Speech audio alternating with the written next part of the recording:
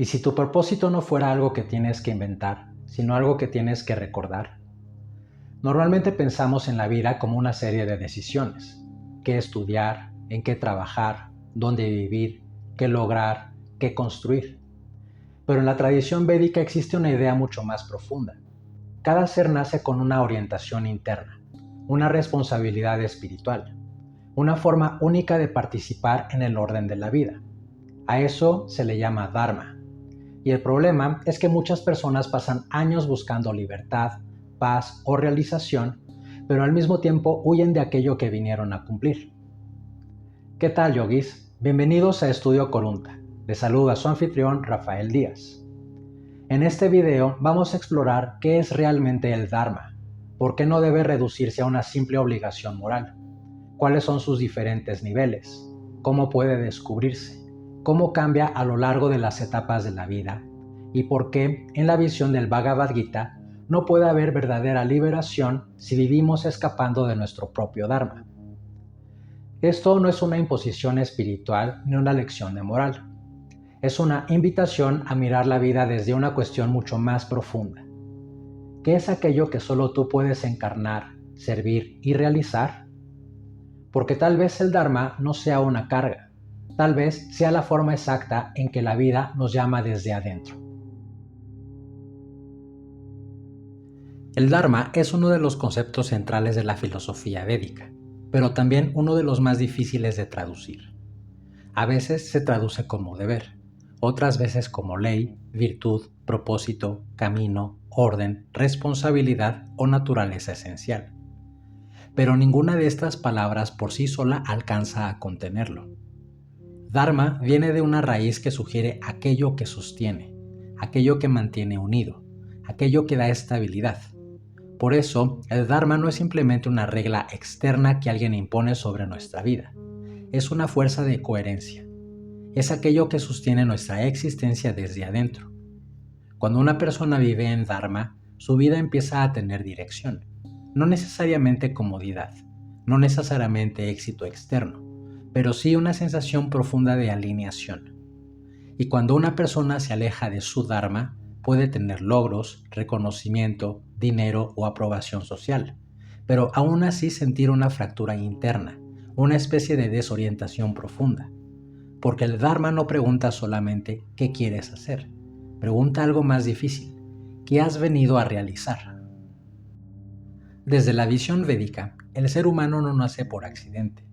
Cada persona aparece en la existencia con una inclinación, una capacidad, una responsabilidad y una posibilidad única de realización.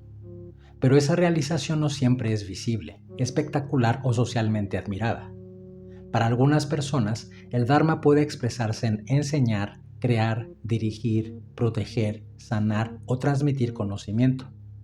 Para otras puede manifestarse en una labor más discreta: cuidar, sostener, servir, preservar, acompañar, construir desde atrás.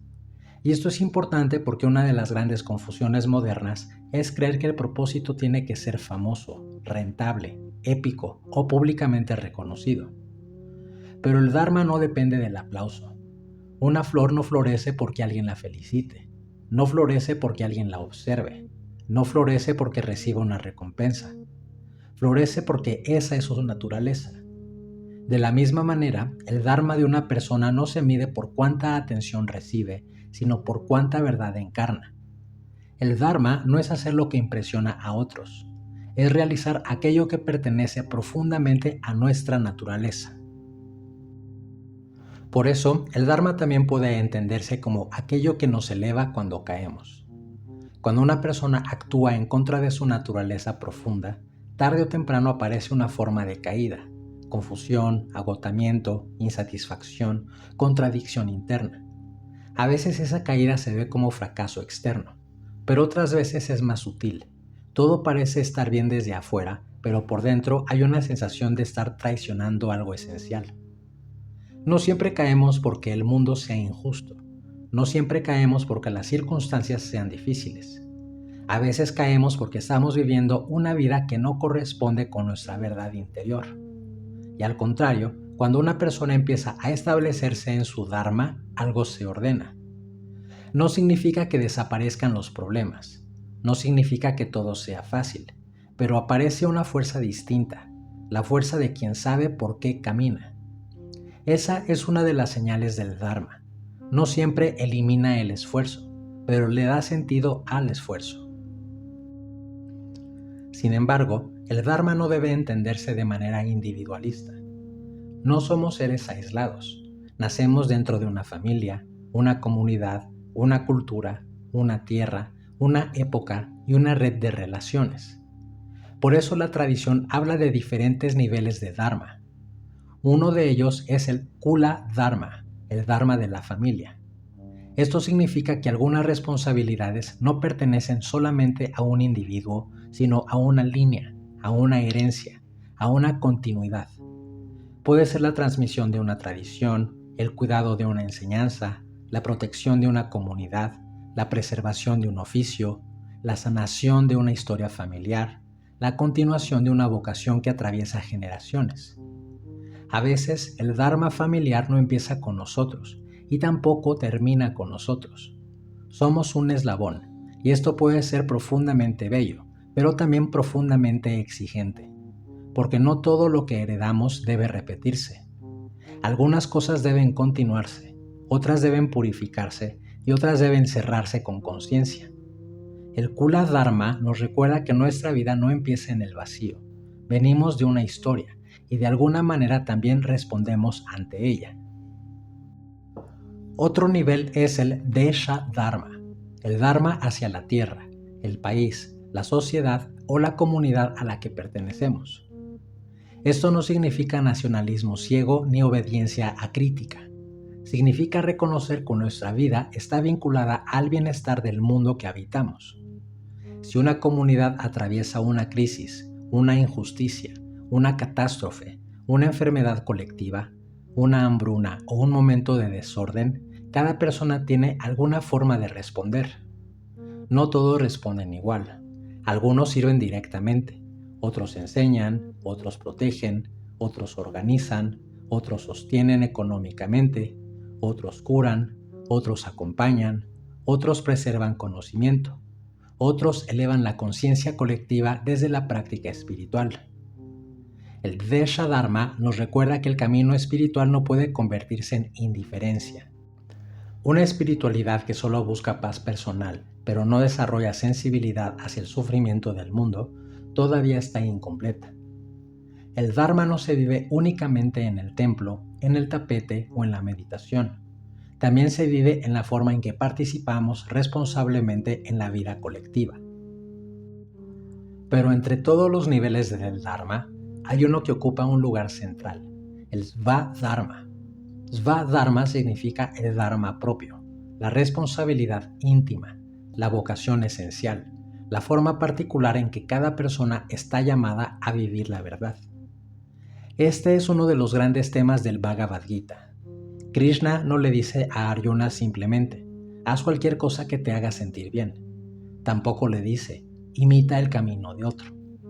Le muestra que su crisis no se resuelve huyendo de su responsabilidad, sino comprendiendo cuál es su Dharma y actuando desde una conciencia más alta. Por eso, una de las enseñanzas más poderosas del Gita es que es mejor vivir el propio Dharma, aunque sea de manera imperfecta, que vivir el Dharma de otro con aparente perfección.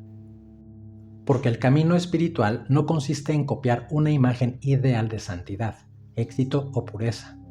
Consiste en descubrir qué forma concreta debe tomar la verdad en nuestra propia vida. Pero aquí hay que tener mucho cuidado. Svadharma no significa hacer lo que se me antoja. No significa justificar mis deseos con lenguaje espiritual. No significa decir, este es mi camino, cuando en realidad estoy evitando madurar, comprometerme o asumir responsabilidad. El Dharma no siempre coincide con la comodidad del ego. A veces el Dharma nos pide disciplina, a veces nos confronta, a veces nos lleva a lugares donde preferiríamos no entrar, a veces nos obliga a servir cuando quisiéramos escondernos, a veces nos pide sostener una responsabilidad que no elegimos desde el deseo superficial, pero que reconocemos como profundamente nuestra. Por eso el Dharma necesita discernimiento. Hay una gran diferencia entre un impulso y una vocación. El impulso aparece, exige satisfacción y desaparece. La vocación permanece, nos llama una y otra vez, incluso cuando intentamos ignorarla. El ego busca gratificación, el Dharma busca realización, y no son lo mismo. Entonces aparece la cuestión: ¿cómo descubro mi Dharma? La tradición ofrece varias vías. La primera es la Shruti, las fuentes sagradas fundamentales. En la tradición védica, esto se refiere a los Vedas, a las revelaciones primordiales que orientan la vida humana desde una visión sagrada del orden, la acción y la realidad. En otras tradiciones, esta función puede estar en sus textos más antiguos y venerados: escrituras, revelaciones, enseñanzas fundacionales. Estos textos no siempre nos dicen de manera directa qué profesión elegir, qué decisión tomar o qué camino exacto seguir, pero nos dan principios, nos dan orientación, nos recuerdan qué tipo de vida eleva la conciencia y qué tipo de vida la oscurece. La segunda vía es Smriti, la tradición recordada: historias, relatos, comentarios, vidas de sabios, maestros, héroes y buscadores. Muchas veces descubrimos algo de nuestro Dharma al contemplar la vida de otros, no para imitarlos, sino porque su ejemplo despierta una parte dormida de nosotros. Las grandes historias espirituales funcionan como espejos, nos muestran posibilidades humanas, nos obligan a preguntarnos: ¿qué parte de esta enseñanza está intentando hablarme a mí? La tercera vía es Sadhu, la guía de una persona sabia, un maestro, un mentor, un bien queriente verdadero. Y esto es importante porque no siempre podemos vernos con claridad. El ego distorsiona la percepción. A veces queremos vernos más avanzados de lo que estamos. Otras veces nos vemos más pequeños de lo que somos. A veces confundimos miedo con prudencia. Otras veces confundimos ambición con llamado interior. Una persona sabia puede ayudarnos a distinguir, pero un verdadero guía no impone un Dharma desde afuera, no proyecta su camino sobre nosotros, no nos convierte en una copia de sí mismo. Un verdadero maestro ayuda a revelar lo que ya estaba ahí, pero que todavía no podíamos reconocer. La cuarta vía es la más íntima: escuchar la voz del Atma, la conciencia profunda. Pero esta voz no se escucha en medio del ruido mental. No es la voz del deseo, no es la voz del miedo, no es la voz de la fantasía, no es la voz del personaje que queremos mostrar al mundo. Es una claridad más profunda. Por eso, la meditación, la oración, la contemplación y el silencio son tan importantes. No porque mágicamente nos den una respuesta inmediata, sino porque reducen el ruido que nos impide escuchar. El Dharma no siempre grita, muchas veces susurra, y para escucharlo, la mente tiene que aprender a callar. El Dharma también cambia de expresión según la etapa de la vida. La tradición védica habla de los ashramas, las grandes etapas del camino humano. La primera es Brahmacharya, la etapa del estudiante. Aquí el énfasis está en la formación. El cuerpo, la mente, los sentidos, la inteligencia y el carácter deben educarse para que la persona pueda expresar su Dharma más adelante. Esta idea es muy profunda porque implica que la educación no debería ser solamente acumulación de información. Debería ser preparación para el Dharma. En una visión tradicional, no todos los estudiantes eran formados exactamente de la misma manera, porque no todos tenían la misma naturaleza ni la misma responsabilidad futura. Hoy, muchas veces, educamos como si todos tuvieran que entrar en el mismo molde. Pero el Dharma nos recuerda que la formación auténtica debería ayudar a cada persona a descubrir su capacidad particular, no simplemente a adaptarse mecánicamente a un sistema. La segunda etapa es Grihastha, la vida del hogar, la acción y la responsabilidad en el mundo. Esta es la etapa en que el Dharma debe expresarse con fuerza: trabajar, servir, crear, sostener vínculos, formar comunidad, cuidar a otros, asumir compromisos y manifestar aquello para lo cual uno se ha preparado. Grihastha no significa vivir atrapado en lo material, significa aprender a convertir la vida cotidiana en campo de práctica. La familia, el trabajo, el servicio, la economía, la comunidad y las decisiones concretas de cada día se vuelven parte del camino espiritual cuando se viven con conciencia. Pero aquí aparece una de las grandes confusiones modernas: creer que Dharma significa éxito profesional. No necesariamente. El éxito puede acompañar al Dharma, pero no lo define. También podemos tener éxito y estar profundamente desconectados. Podemos ganar reconocimiento y perder el centro. Podemos construir una vida eficiente pero espiritualmente vacía. El Dharma no pregunta solamente ¿qué produces? Pregunta ¿desde dónde actúas? Actuar en Dharma significa que nuestra capacidad, nuestra responsabilidad y nuestra conciencia empiezan a alinearse. La acción deja de ser solamente supervivencia o ambición y se convierte en servicio. La tercera etapa es Vanaprastha, tradicionalmente entendida como el retiro gradual hacia el bosque, pero no debe entenderse solo de manera literal. Vanaprastha representa el momento en que la persona empieza a soltar el protagonismo de la acción externa y a transformar su experiencia en orientación, consejo y sabiduría compartida. Cuando la fuerza física empieza a disminuir y la experiencia se ha acumulado, el Dharma toma otra forma. La persona comienza a retirarse gradualmente de la acción central para convertirse en guía, consejero, maestro o bienqueriente. Ya no se trata solo de hacer, se trata de transmitir. Esta etapa es fundamental porque una cultura que no honra la experiencia de sus mayores pierde memoria, dirección y profundidad. Pero también exige madurez de quien envejece.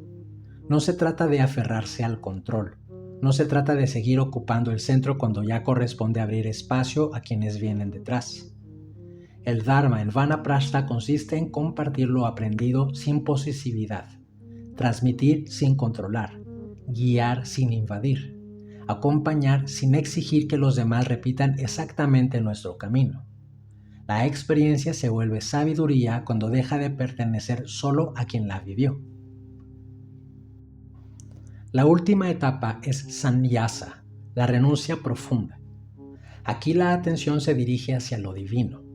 La persona debe ir soltando incluso los apegos más nobles, el apego al rol, al nombre, a la obra, a los estudiantes, a la familia, al reconocimiento e incluso al propio Dharma.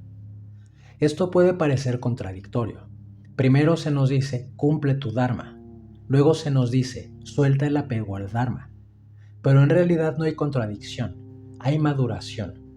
Al principio necesitamos asumir nuestra responsabilidad, necesitamos dejar de huir, necesitamos actuar, servir, construir, reparar, sostener. Pero si después nos aferramos a esa función, el Dharma puede convertirse en una nueva identidad egoica. Yo soy el maestro, yo soy el servidor, yo soy el protector, yo soy quien sostiene todo. Incluso una función noble puede volverse una prisión si el ego se apropia de ella. Sannyasa no es simplemente abandonar el mundo por cansancio o evasión, es soltar la identificación con todo aquello que ya fue cumplido. Por eso el Dharma se cumple, pero finalmente se ofrece. Y aquí aparece la relación más profunda entre Dharma y liberación. En la tradición védica, la liberación no se alcanza escapando del Dharma, sino cumpliéndolo. Esta idea es incómoda, especialmente en una época donde muchas personas confunden espiritualidad con evasión.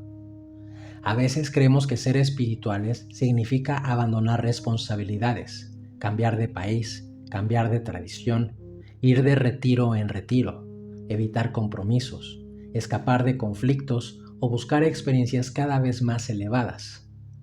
Pero huir no es liberarse. La evasión puede parecer ligereza por un tiempo, pero deja asuntos pendientes. Si una responsabilidad profunda nos corresponde y la abandonamos a medias, esa responsabilidad no desaparece, queda abierta, queda vibrando en la estructura de nuestra vida. Desde la visión del karma y la reencarnación, aquello que no se cumple vuelve a presentarse de una forma u otra, en esta vida o en otra, no como castigo, sino como aprendizaje incompleto. El alma vuelve a encontrarse con aquello que necesita integrar. El Bhagavad Gita enseña esto con enorme fuerza. Arjuna quiere retirarse del campo de batalla, no porque sea cobarde en un sentido simple, sino porque está moral y emocionalmente desgarrado. Pero Krishna le muestra que la solución no es huir de la acción, sino transformar la relación con la acción. Ese es el corazón del karma yoga. No se trata de actuar desde el ego, desde la ambición, desde la violencia interior o desde el deseo de resultado. Se trata de actuar desde el Dharma, con claridad, con responsabilidad y con desapego. Cumplir el Dharma no significa controlar el fruto, no significa garantizar el éxito, no significa que todo saldrá como queremos. Significa hacer lo que debe ser hecho desde el lugar más claro posible de nuestra conciencia y luego ofrecer el resultado, porque mientras estamos obsesionados con el fruto, seguimos atados. Pero mientras usemos la espiritualidad para evitar la acción, también seguimos atados. Por eso, cumplir el Dharma no garantiza automáticamente la liberación. La liberación última pertenece a un misterio más grande que la voluntad individual. Pero no cumplir el Dharma nos mantiene fuera del camino. Es como recibir una tarea profunda, avanzar solo hasta la mitad y luego abandonarla. No podemos decir que estamos libres de esa tarea, simplemente la hemos dejado pendiente. La libertad no surge de abandonar lo que nos corresponde por miedo, cansancio o confusión. Surge de cumplirlo con conciencia y luego soltarlo. Esta es una enseñanza sutil. Primero, no huyas. Después, no te aferres. Primero, encarna tu Dharma. Después, ofrécelo. Primero, actúa correctamente. Después, renuncia al orgullo de ser quien actúa. Ahí el Dharma deja de ser una carga y se convierte en una vía de purificación. El problema es que muchas personas quieren saltarse el proceso. Quieren liberación sin responsabilidad, paz sin confrontar su vida, espiritualidad sin madurez. Quieren silencio, pero no quieren escuchar lo que el silencio revela. Pero el Dharma nos devuelve a la realidad. Nos pregunta, ¿qué estás evitando? ¿Qué responsabilidad estás postergando? ¿Qué llamado has intentado apagar? ¿Qué parte de tu vida se ha construido para complacer a otros, pero no para expresar tu verdad? ¿Qué parte de tu búsqueda espiritual es auténtica y qué parte es una forma elegante de escapar? Estas preguntas no son cómodas, pero el yoga nunca fue solamente una técnica para sentirse mejor. El yoga, cuando se toma en serio, nos obliga a vivir con más verdad. El Dharma no es una fórmula universal. No todos deben vivir igual. No todos deben servir igual. No todos deben enseñar, renunciar, liderar, crear una familia, abandonar el mundo o seguir la misma disciplina. El Dharma es profundamente específico. Por eso requiere estudio, reflexión, guía y silencio. Requiere mirar las escrituras, pero también mirar la vida. Requiere escuchar a los sabios, pero también escuchar la conciencia. Requiere honrar la tradición, pero sin usarla como excusa para dejar de pensar. Requiere reconocer nuestra familia, nuestra comunidad y nuestro tiempo histórico, pero sin perder la voz íntima del Svadharma. El Dharma une lo personal con lo universal, lo individual con lo colectivo, la acción con la contemplación, la responsabilidad con la libertad. Al final, el Dharma nos deja frente a una verdad sencilla pero exigente. No estamos aquí solamente para sobrevivir, consumir, entretenernos, acumular experiencias y desaparecer. Estamos aquí para encarnar algo, para expresar una posibilidad única de conciencia, para servir de una manera que solo nosotros podemos servir, para florecer según nuestra propia naturaleza. Pero florecer no significa hacer cualquier cosa que deseamos, significa convertirnos en aquello que profundamente estamos llamados a ser. Y cuando una persona deja de huir, abraza su dharma, lo vive con disciplina, lo ofrece sin apego y permite que su acción se vuelva servicio. Entonces su vida empieza a moverse en dirección a la liberación. No porque haya escapado del mundo, sino porque aprendió a actuar en el mundo sin perder el alma. El Dharma no es una idea para admirar desde lejos, es una pregunta que se vuelve práctica. ¿Qué sostiene tu vida? ¿Qué te eleva cuando caes? ¿Qué responsabilidad vuelve una y otra vez aunque intentes ignorarla? ¿Qué harías incluso si nadie te aplaudiera? ¿Qué parte de ti necesita dejar imitar caminos ajenos para empezar a vivir con más verdad? Esta enseñanza se vuelve importante cuando deja de ser filosofía y empieza a transformar la manera en que decidimos, trabajamos, practicamos, servimos y nos observamos. Porque el Dharma no se descubre solo pensando en él, se descubre viviendo con suficiente quietud para escucharlo, suficiente valentía para seguirlo y suficiente humildad para ofrecerlo. Si te gustó este video, no olvides darle like y suscribirte para no perderte del próximo contenido. Gracias por ver.